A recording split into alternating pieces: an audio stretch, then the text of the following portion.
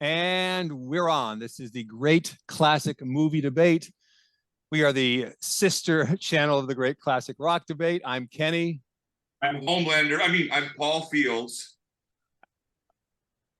And I'm Steve the Deep. And we talk anything, everything about movies, classic movies, new movies, comedies, westerns, you name it, anything about movies. We try to have fun and keep it interesting. If you're watching right now, please like, comment, and subscribe. And so for tonight, we're going to talk westerns. Is that it? Cool. Yes. Okay, because I know I've seen some really good westerns, and then again, there's a lot of really good westerns that I haven't seen. So where would you guys like to start off with this? Does anybody want to just say, hey, here's the greatest western of all time? Let's start from there, or is that? Let's talk about Steve can being a master's degree in film. One of the things we learned.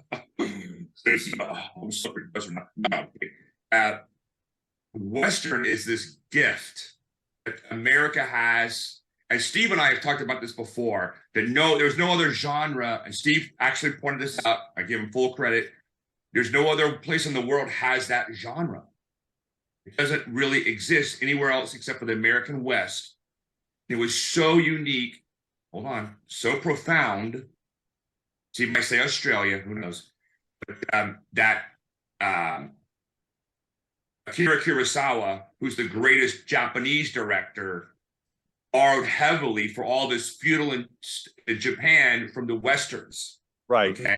Now, instead of having pistols, they had guns. So that's why you see these incredible movies in Japan with swords, just swords. Yeah. And then what happened was there was a movie called, I'm going to take this full circle now, called The Hidden Fortress. It's kind of dense. But you see this movie, you're like, oh my God, this is Star Wars. Akira Kurosawa's movie called The Star Wars. Like in the whole movie, there's this real tall character and a short little Japanese character, and they follow the hero around. That's R2-D2 and C-3PO. That's where Lucas got this movie. And so that's the effect that this genre has had on the entire world. America for 50, 80 years, people come here, I want to see shootouts. In the West, people are just fascinated. And that genre morphed into science fiction. Star Trek was pitched to the studios in LA as Wagon Train in the Stars. Wow. Yeah. So that genre has affected so many other genres. Okay. Yeah. I could go on for a day. Because Kirk's character, he was a cowboy in that series. Sure. Yeah, right. And if you watch Star Wars, there's a lot of Western elements to that. No question about it. And if Han Solo is basically kind of a cowboy smuggler type of guy. And then smuggler. And if you watch the Mandalorian, especially the first season, that's basically a Western in space. Yeah. I can take you in warm, I could take you in cold. Yeah. Paul, my comment was going to be about I agree with you. The Western is truly it's the American cinema. It's the said that. I stole that from you. Yeah. And I was going to say where it was influenced was on Akira Kurosawa. So, and some of the Japanese samurai movies. So, well, let me mention this really quick, because I think you guys are going to get a kick out of this. Tombstone, I think wasn't that 1993 when that was released? Yep. Okay, so I didn't see it until about probably 10 years later. I saw it like in 2000. Really? You're a part of the story, my friend. Oh no. We had gone to a movie on Friday night.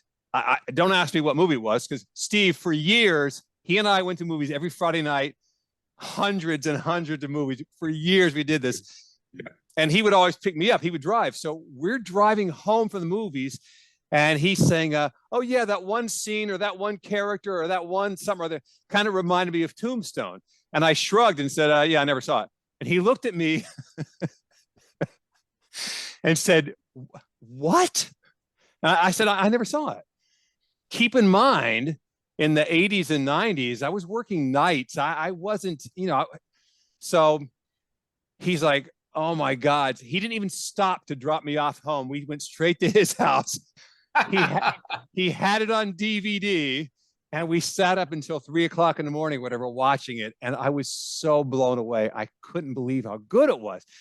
And the reason I'm pointing this out is because I don't know when the point of time was that the line was crossed where the Western, quote unquote, Western, became archaic. It became a thing of the past. And if you mentioned Western, people would make faces and go, yeah, it's not my thing. And so even when he was telling me, we've got to go watch it right now, my instinct was to say, it's just a Western. We can see it anytime. So people kind of have this built-in thing about Westerns, like that's an old timer thing, but it's not for me. And what they don't realize is not only are those movies great, but all of the modern and contemporary and current stuff is so heavily influenced by the Westerns, as you guys just said. Yeah. You just said really something incredibly brilliant, Kenny, as usual, because if you watch the offer about the making of The Godfather, they said exactly the same thing about gangster movies. Hollywood was like, crap. No one wanted to make that movie. Only when it became the #1 book in the world did people. And then remember the whole Trial of Tribulations. I don't want to see this gangster movie. And made that such a stereotype of it. And right. so when they had to convince the producers to go past the first scene. So they shot the very first scene they shot The Godfather is when Michael kills the Turk and the captain. That's the very first scene they shot because they had to impress these Hollywood people. And wow. Western. This is what's going to happen in this movie. And when they walked out, the people from Gulf, they couldn't speak. They're like, right? So let's talk about it from Kenny brought up a good point. Now, I don't know about when the attitude about Westerns changed, but I know when the Western movie did change itself. And before I say that, I just want to preface, this is something that I take very seriously, at least because look at the background. Look at my background. Yeah. So I live in Colorado. I love the American West. This is my true passion, being out in the American West, photographing the landscape, doing the wildlife. I could not imagine living anywhere else other than somewhere in the American West, Rocky Mountain West. So I don't see myself ever living back east again. I used to dream about living out in the West when I lived in Florida. So, wow. So let me just get that all the way. This scene right here, that is a very famous picture from John Ford's Point in Monument Valley, Arizona. John Ford was probably the most famous director of American Westerns. And they shot so many films at that location. So just wanted to get that out of the way. So where I think the Western changed was with Sergio Leone and the Man with No Name trilogy and the first movie of that with Clint Eastwood, Fistful of Dollars. That was the first time when you really saw realism in Westerns. Before that, it was all John Wayne and, you didn't see blood. But the cowboy was really always the knight in shining armor, was always the hero. And in these movies, he wasn't the bad guy, but he was kind of the anti-hero in some out for himself. Yeah. Right. And so I think that's in the early 60s. That would have been maybe 61, 62. That's about right. That's when it changed. Oh, that wasn't made in 61, I don't think. Was it? Early 60s. I mean, I'm off by a few days. Or here's my best guess, because I think The Man Who Shot Liberty Valance was about 63 or 64. And I think that was the end.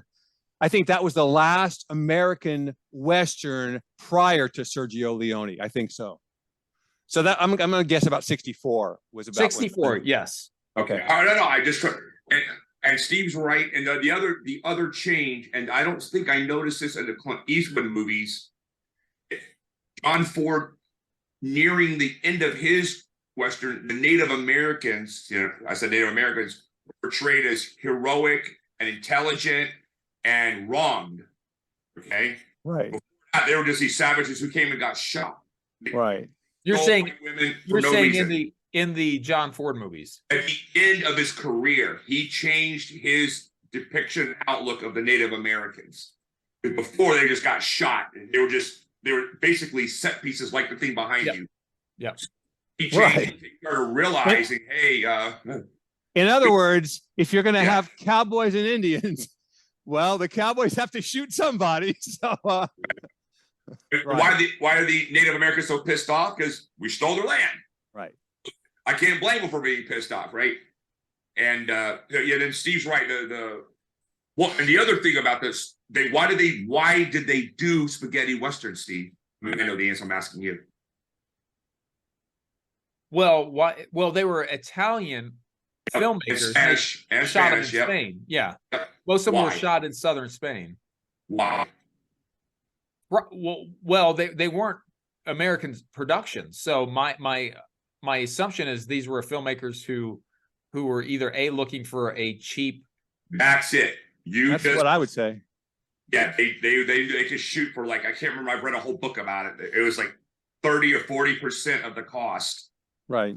and they didn't have to worry as much about the unions over there. Right. And in those days, Clint Eastwood didn't command a big paycheck. No, he was unknown. Right. He wore his own costume. He just wore a pair of his Levi's were the pants, and he had, like, the poncho thing. Wow. Yeah, and a hat. So it was like, yeah, they didn't even really spend money on the wardrobe. Yeah. They didn't have to worry. I mean, I'm not even sure if they had to pay for the locations, because the government just said, you want to shoot there. No one lives here. No one lives within 100 miles of here. Just go ahead and shoot. Okay. Well, let's choose a movie and sort of start from there. Do you want to choose one that you think is like the best Western of all time? 40s and 50s are pretty much the early and heyday period. And then it became, well, it changed directions in the 60s and the 70s or whatever. So where do you guys want to start with this? Well, we could start with either the 40s or 50s, or start with what my favorite is of all time. Tell us yours. I think I know what Steve says. Go ahead, Steve. So it might be slightly a curveball, but it is. If I had to pick one, it would probably be For a Few Dollars More, which is the second movie in the Dollars trilogy. Okay. Probably the Good, the Bad, and the Ugly. That is probably the most influential movie on me as an artist or whatever. I actually ripped that movie off and made a short film based upon the Lee Van Cleef character of that. But I think the reason why I like For a Few Dollars More better is because in the second movie, him and Clint Eastwood, it's a buddy movie at that point, and I really just enjoyed their character and how they work together. Where in the third movie, all three of them were kind of fighting against each other. Right. Mine is, and I don't know if this I'm going to say Dances with Wolves. I really like it. Qualifies. Yeah, it's good. Yeah. Yeah, and because it's where it says, hey, this guy goes out there, he starts slowly interacting with the Native Americans, and then they befriend him, and they see him being part of the environment. Right. And then he starts to realize, I'm the bad guy. It's kind of like that episode of Star Trek where they go to this planet and the Gorn attack them. And why did you attack us, you piece of crap? And they're like, this was our planet. You came here. We're going to attack you. Right. Boy actually says, maybe we're in the wrong, and this is the same thing with Dancing with Wolves. And it was such a great movie that they remade it with Avatar. Right. See, they also made another version called Abattoir, and that's where you kill all the animals and the cows and the pigs. So Abattoir is French. But by the way, we tried to watch the newer version we got to about an hour and it was torture. I just shut it off. I liked it a lot. I couldn't take it. I enjoyed it. Really? Yeah. The first one was really torturous. I was rooting for the villains. Right. The antagonist in the first one. I was like, I know I'm not supposed to be doing this, but I couldn't stand any of the characters. Yeah, so. Steve, I'm totally with you. Yeah. Stephen Lang, that guy, he has a superpower. He can make you want to kill him in 3 seconds. Which one is that? He's the Marine who they kill at the end of Avatar. Who was in Tombstone, right? And in oh my God, is he the main bad guy, and is he like the drill sergeant guy? Yeah, the real this is why he's Ike. He's Ike in Tombstone. Yeah, I am not. If you read James Cameron's script from Avatar, it'll make you want to puke all over him. The I've way heard. that they describe, I'm Memes and sure. stuff. he describes him as a NRA gun nut type of Right guy. there you go. Of course. And I'm Of like, course. that's all I need. Yeah. Yeah. You may not remember this. If you go in the Wayback Machine, it's not Red Dragon, Manhunter. Yeah. Michael Mann, he's the reporter that took all the pictures of Will when he was cut up. And he throws him on the windshield of the car. And then the Buffalo Bill catches him and starts torturing him. Remember? He goes, "Oh, so you think I'm a homosexual?" No, no. Oh my, wait, that's who played him? Yeah. Oh my God. I didn't remember that. Oh my He- God. I mean, when Wow. he says, "Here I am," I'm like, "Oh my God." Just want Oh, wow. he should have gotten an Academy Award for that. He Yeah. was amazing. Yeah. All right, let me give you my thoughts real quick. So I want to acknowledge the Clint Eastwood stuff of the 60s, and then the fact that he came back in the 70s with the Outlaw Josie Wales and High Plains Drifter, because Westerns were really dying by that point. And then in the 80s, Pale Rider, and then Unforgiven. So it's like, man, he has an amazing ability to bring a Western to life and to make it something memorable. But having said that, I want to go all the way back to and I'm going to start with The Man Who Shot Liberty Valance. Let me tell you why. I had heard that movie title so many times, but had never seen it. But I kept hearing people mention it, and I just thought the name was funny. I'm like, Liberty, what does this have to do with Liberty? I didn't know that was the guy's name. Yeah. So it all seemed weird to me. And so one day it comes up again in a conversation. I'm going to say this was 93, 94. I went to Blockbuster and rented it and took it home and watched it. So that's about 30 years ago. I was so blown away by that movie. Like, oh my God. Because I'm going to tell you, there's moments in that I was brought to tears. Seriously. And I know that people don't think of Westerns as the type of movie that will bring you to tears. But it was so utterly fantastic. And John Wayne, I mean, what a performance. And Jimmy Stewart, of course, you know. Yeah. So, Lee Marvin, thank you. I went blank. Yeah. I mean, what a detestable human being he was in that movie. But man, for anybody watching, if you have not seen The Man Who Shot Liberty Valance, your life will be forever changed once you've seen it. That, to me, that's how good it was. Yeah, and if you've never seen a John Wayne movie before, this might be the quintessential John Wayne movie where he right from the get-go, you're like, this guy's he's a bad guy.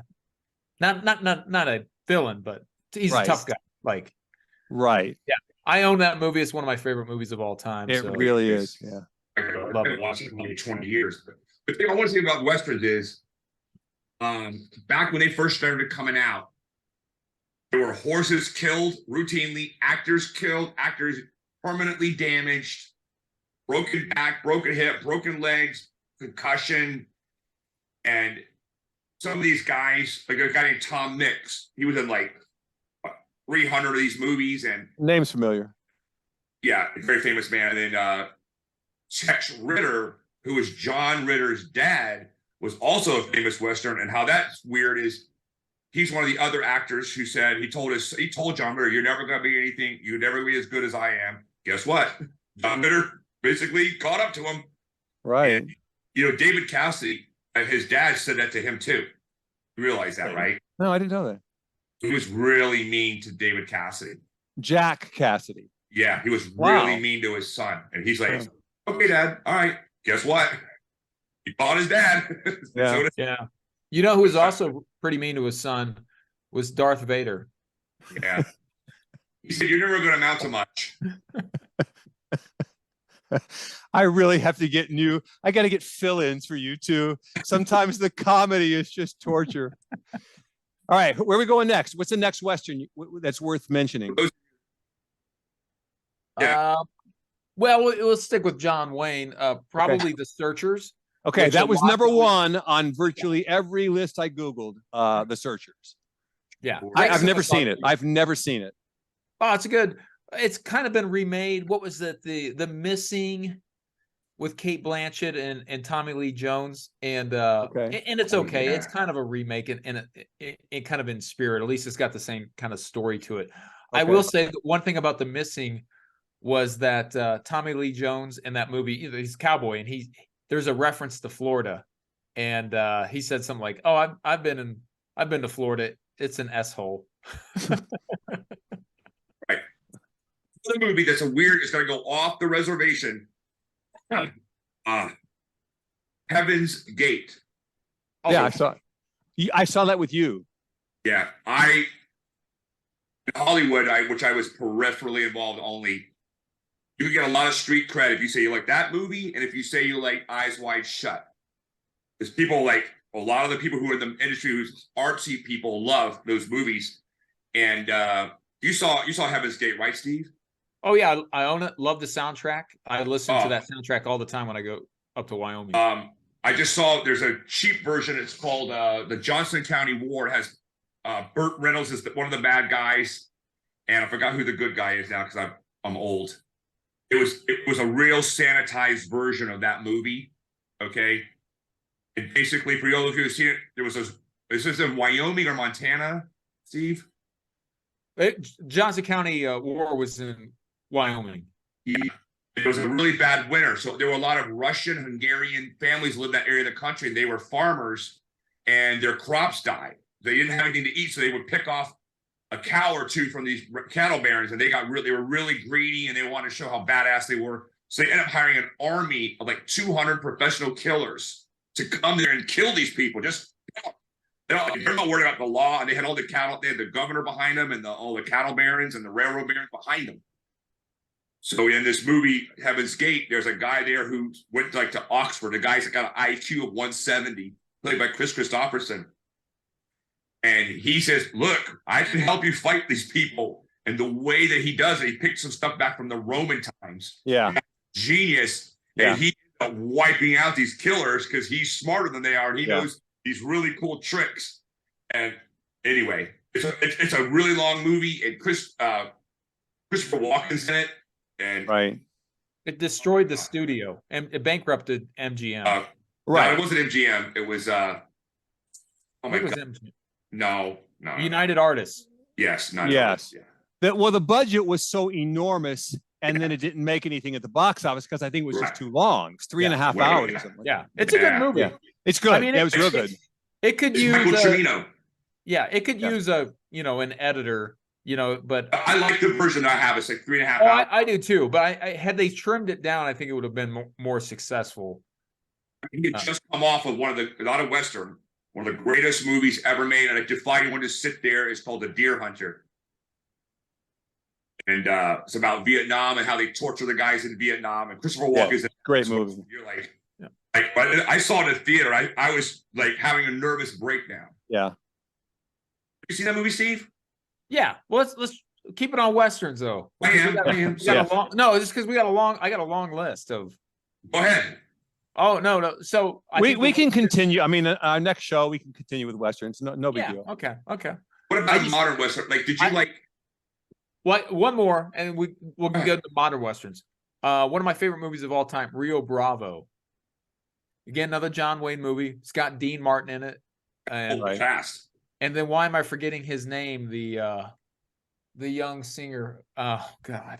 Not Elvis. It's Ricky Martin. No, Ricky Nelson. No. Ricky Nelson. Yes. Nelson. Yeah. Okay. Yeah. Ricky Nelson. He plays the Colorado Kid or whatever. Is it Anne Margaret or there's a hot woman in there? Is it Anne Margaret? Oh no, it's she's blonde. It's not Anne Margaret. This is driving me nuts because I can't remember her name. Angie Dickinson. Oh, okay. My God. But the premise of the story, eventually it revolves around John Wayne and Dean Martin and his other deputy. And God, I can't believe I forgot his name too. They arrest somebody and they keep him in. He's a wanted criminal, and they keep him locked up in the jail. And the whole premise is that his gang, they have to kind of stay in the jail and hold off the attacking gang.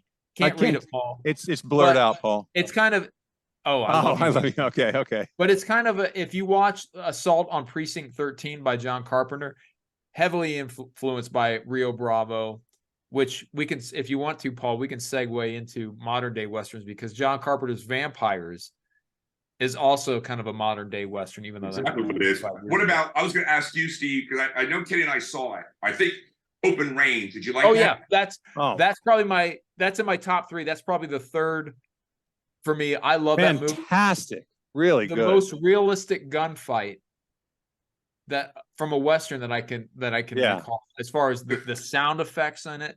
Because if you watch most old Westerns, most old movies, when they show a handgun go off, they use the sound of a rifle and it doesn't match. In this movie, man, the sounds, you have to see it in a theater with nice surround sound. Right. It's another movie that I know Steve and I both worship, made by the great Sam Peckinpah. Yeah, The Wild Bunch. The Wild Bunch. Okay. Which is, that is probably, I talked about the spaghetti westerns earlier, but that movie probably had the biggest impact on going into the 70s and creating not just realism in westerns, but realism in movies with showing blood. You know, it was the John Wick of its day. Okay. People get shot, they bleed. Yeah. Okay. Hey, real quick, because this just popped into my head. We talked about John Wayne, and now we're talking about modern days. I did not see the remake of True Grit. I did see the original, which in my opinion is not a great movie at all. I didn't see the remake, but I heard really good things about it. What do you guys think on that one? Oh, who was in that? It wasn't Costner, was it? It was Jeff Bridges and I think Matt Damon were in the remake. I'll tell you what, I remember Jeff Bridges being in it, but I don't remember anything else about it. Okay. Speaking of other remakes, what about 310 to Yuma? Oh, that was fantastic. Fantastic. Yeah. Wow. I'm glad you mentioned that one. That was really, really good. I never saw the original, but I never have either.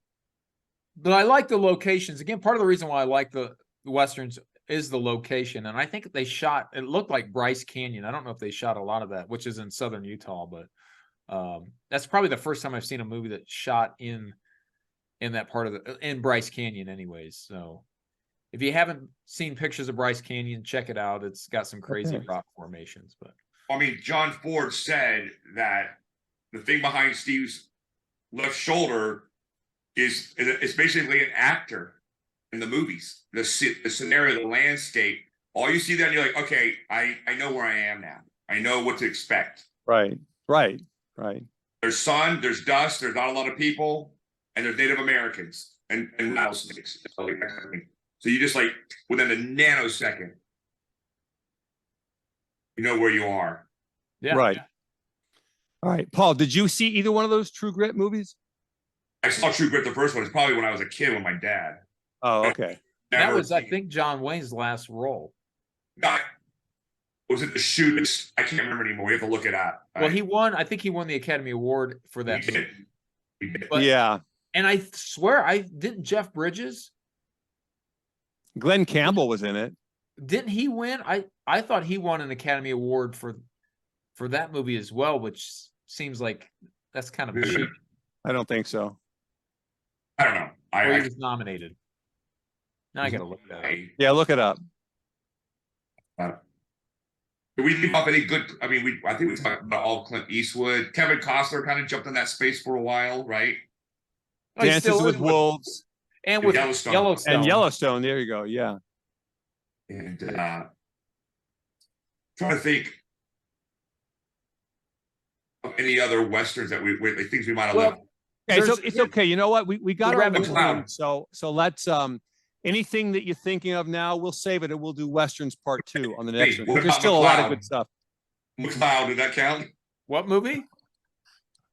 It made him laugh. McLeod. Oh. Dennis Weaver. He played it was a TV show. He played a country cop, but he's in New York City. Oh. Pull that thing round and over. What the hell are you doing about Bobby? Well, I thought that was Billy Jack. Well. And I want to say, for the longest time, for many, many years, Paul's picture when he would call me, the image of Billy Jack showed up on my phone. That's good. That's good. I'm going to put this foot on that side of your face. And there's nothing you can do about it. Another you do. Okay, so let's shift on into our nominations, our honorary Oscar nominations. So I'm going to go first. Yeah, please. We mentioned Ike Clanton earlier. I do not know the actor's name. David, something? No. Oh my God, we just talked about him. Oh my God. Okay, it doesn't matter. And Stephen Lang. Stephen Lane. Stephen Lane, who plays Ike Clanton in Tombstone, also plays the Marine honcho in Avatar. And I just learned he plays the reporter in Manhunter from '86, which I got to go back and watch it again now. He's never going to win an Oscar, but man, are his roles memorable. So for this week, my honorary Oscar goes to Stephen. What's his last name? Lang, L-A-N-G. Stephen Lang. Okay. Oh, that's right. That's right. Okay. I heard. Right. I know someone who knows him, and he says he's the nicest guy in the world. Like you would really like him. I believe you. Because people come up to him, they're mad at him. He's like, I'm just dude. Right. He's like, go ahead, Steve. I can't still speaking. My honorary Oscar goes to the little bear cub, from the bear. And why can't I? It starts with Y. His Yogi? name. What's that? It's not Yogi. No. But if you've ever seen The Bear, it came out in 1988. It's the the Jean-Jacques Annaud movie. Yep. Great movie, dude. Yep. It's supposed to take place in I think it's the Rockies, anyways.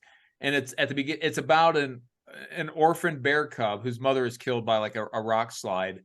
And the trial and tribulations of him and there's a couple of French Canadian fur trappers and the bear cub has to grow up and there's a bigger boar that he kind of befriends and then at the end of the movie he comes across a mountain lion and the bear cub finally stands up and starts growling at the mountain lion and the mountain lion runs off and what he doesn't realize is behind him is that big bear that he's been trying to befriend who's standing right there. And it's just a really heartwarming movie. Wow. I'm dying. I want to see it now. Yeah. Have you ever seen that movie, Kenny? Never seen it. Oh yeah. It's fantastic. Very little dialogue. And grizzly bears are my favorite animal. Wolves and, so that's my I remember girls watch that. My nomination is a movie we haven't talked about, and I love this actor, Silverado, and I'm going to say Kevin Kline. Now that movie launched. Well, it didn't launch, but it Kevin Costner was already on a moonshot. Costner, Danny Glover. Yeah, there's so many. John Cleese, and that movie also, because remember there was another major actor that was coming up at the same time, and their trajectories went like this. Jeff Fahey was supposed to be this next leading man, right? And their trajectories went like this, right? Huh. Jeff Fahey is awesome, by the way. Yeah, the greatest movies it's called The Lawnmower Man. You ever seen this movie, Kenny? I think I made you watch it. Okay, no, I saw it in the movie theater. I don't think I saw it with you, but it's one of those movies that at the moment I saw it, to me, it wasn't a good movie. It's for the ideas that it espouses that in the next few years start to take hold, and you go, oh my God, all this stuff that's happening now ties back into Lawnmower Man, virtual reality, and all. Yeah, no, who? Right. Yeah. I always thought that movie was about George Jones, who got a DUI riding lawnmower. Yeah. Wow. Which is a true story. George Jones got a DUI. He got his license taken away from him. He couldn't drive his car, so he ended up getting a DUI riding a lawnmower. Man, you can't give me no ticket for driving a damn lawnmower. What the hell is this crap? George Jones. Wow. Bar been in it in downtown Nashville. Yeah. Don't ask me why I know this. But Kevin Kline, I love that movie. Kevin Kline, he's one of my favorite actors, and Silver, he played this dumpy cowboy. I don't know how he pulled it off, but he did. He played like this goober, kind of like the Gene Wilder Western of Blazing Saddles, which we didn't talk about. Yeah. Okay. All right. Well, good nominations. I like them all. That's going to be it for this week. Okay. So once again, if you happen to be watching right now, like, comment, and subscribe, and send the video out to your friends. This is the Great Classic Movie Debate. I'm Kenny. I'm Homelander. And I'm Paul, not the Deep. All right, till we meet again, we will see you next time. Thanks for watching. Bye.